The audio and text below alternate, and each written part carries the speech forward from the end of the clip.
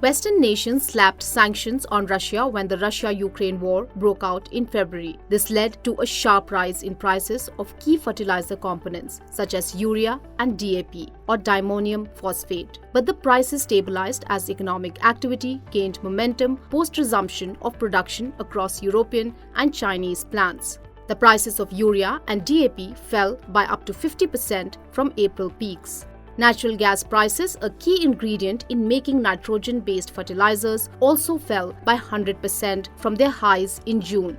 With the fall in input prices and hopes of higher subsidies for urea in the upcoming budget, analysts believe fertilizer stocks will maintain their rally going ahead. So far this calendar year, shares of Coromandel International, Deepak Fertilizers, Madras Fertilizers and RCF have soared up to 196%. In comparison, frontline indices Nifty 50 and the S&P BSE Sensex surged nearly 5% during the same period. Since India's fertilizer imports from Russia surged 371% to a record 2.15 million tons in the first half of this fiscal year, experts believe Russia's recent 23.4% export duty on all types of fertilizers may have a trickle-down impact on India. Russia-Ukraine war seems to have been a blessing in disguise for the fertilizer sector. Initially, it was a shock with the input costs, which are mostly imported, shooting up, due to which the government had to increase the subsidy to cushion the effect on the farmer, which is again the focus area for the government. But in the recent past, we have been able to import from Russia at discounted prices. At the same time, overall raw material costs have also started coming down. Also, the recent decision by Russia to impose export tax will have a trickle-down effect on India, but it's expected that we would be stocking up imported fertilizers even for the next Kharif season. So, the impact in the near future could be limited. Also, it's likely that the subsidy on urea in the upcoming budget would also be increased. So, my picks for the time being, in fact, where I find value, is Chambal Fertilizers and GSFC. Moreover, analysts also believe that the likely rise in the maximum retail price of phosphatic and potassic fertilizers would bring margin relief to fertilizer firms.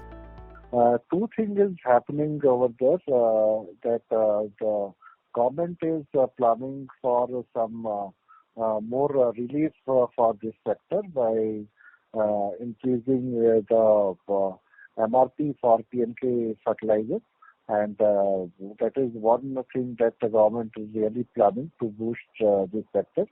Another thing is that the fixed cost and the input cost for this sector is coming down. The gas prices is dip a bit, and so that is also helping this sector to improve their profitability. And if you see the crop, Rabi crop, the initial report, if you go by the initial report, that has been good.